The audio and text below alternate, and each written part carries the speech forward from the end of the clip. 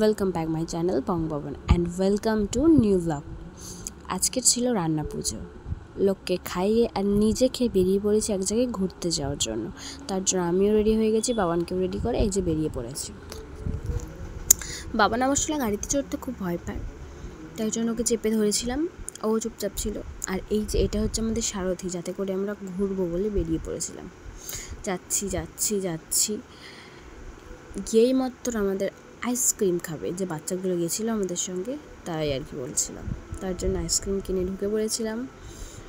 ঢুকে পড়তে জায়গাটা জাস্ট দেখুন, অসাধারণ সুন্দর, তুলনা করাই যায় না। জায়গাটাতে যদি না থাকতেন, চারিদিকে শুধু জঙ্গল, পাতার মাঝখানেই মানে রাস্তাটা দেখুন, দুদিকে শুধু সবুজ সবুজ, চারিদিকে সবুজ। জায়গাটাও সুন্দর, খুব সুন্দর। যদি চেনেন জায়গাটাতে, অবশ্যই জায়গাটাতে যান আর ফিল করুন কীরকম। এই যে, আর আমি হাতে করে নিয়ে নিয়েছিলাম বাবানের জন্য একটা তোয়ালে, যেটা বাবানের গাড়িতে যে হাওয়াটা যাওয়ার সময় হাঁটতে লাগে সেটা যাতে না লাগে। কি আমরা ওখানে বসে পড়েছি, বসে বাবানের সঙ্গে খেলা করছিলাম, একটু বাদাম খেলাম। তারপর শুনলাম যেখানে বসেছে সেখানে আসবে না, আসবে অন্যদিকে। তার জন্য আমরা হেঁটে হেঁটে আবার সেই জায়গাটাতে গেলাম। সেখানে যাওয়ার পরে সেখানে একটা জায়গা দেখলাম, দেখে সেখানেই বসলাম।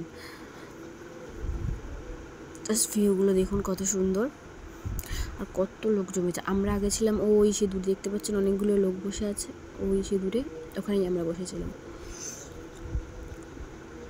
এই যে যার জন্য ওয়েট করছিলাম, সে মহারাজ এসে গেছে। এসে লাফছে আস্তে আস্তে, নদীর ধারে আস্তে আস্তে লাফছে। লাফার পর ওখানে অনেকক্ষণ দাঁড়িয়ে পুজো করছিল, যারা ওটা দিয়েছে আর কি, সেটা পুজো করছিল। এটা কি আপনারা যদি জানেন তাহলে অবশ্যই কমেন্ট করবেন। আর কারোর ওখানে মানে কারোর বাড়িতে বা আপনারা যেখানে থাকেন সেখানে এই জিনিসটা হয় কি না অবশ্যই কমেন্ট করে জানাবেন। আর অবশ্যই কিন্তু আমাকে একটা ভিডিও পাঠাবেন, কোনটা ভালো হয়েছে আমি দেখব। এই থিমটা কিন্তু খুব সুন্দর হয়েছিল। ওরা এখন ওটাকে পুজো করছে, তারপর জলে ভাসাবে। আসলে আমরা একটা দূরে দাঁড়িয়েছিলাম, তো তার জন্য বোঝা যাচ্ছে না, দূর থেকে খুব ভালোভাবে দেখাতেও পারছি না আপনাদেরকে।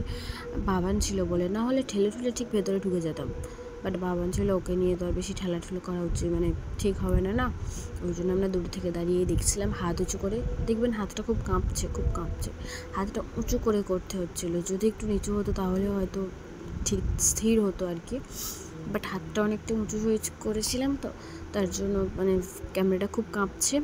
অবশেষে পুজো শেষ হওয়ার পরে আস্তে আস্তে ভাসিয়ে দিচ্ছে, দেখুন আমি বুঝতে পারছি ক্যামেরাটা খুব কাঁপছে, আপনাদের প্রবলেম হচ্ছে। এই যে ভাসিয়ে দেওয়ার পরে ওখানে আমরা আর কিছুক্ষণ ছিলাম, দাঁড়িয়ে দেখছিলাম ভালোভাবে যে ওটা ভেসে ভেসে কোন দিকে যাচ্ছে।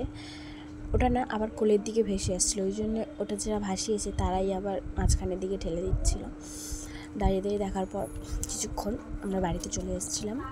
এই যে হেঁটে হেঁটে বাড়িতে গেলাম, আসার পথে এবার আমরা আইসক্রিম কিনে গাড়িতে উঠে পড়লাম। গাড়িতে উঠে বাবান জেগেছিল, বাট কিছুক্ষণ পর বাবান ঘুমিয়ে পড়েছিল, আর অন্ধকারও হয়ে গেছিলো আমাদের বাড়িতে আসতে। 6টা সাড়ে 6টা তো বেজে গেছিলো। বাড়িতে এসে চেঞ্জ করে শুয়ে পড়েছি। আজকের এই পর্যন্তই।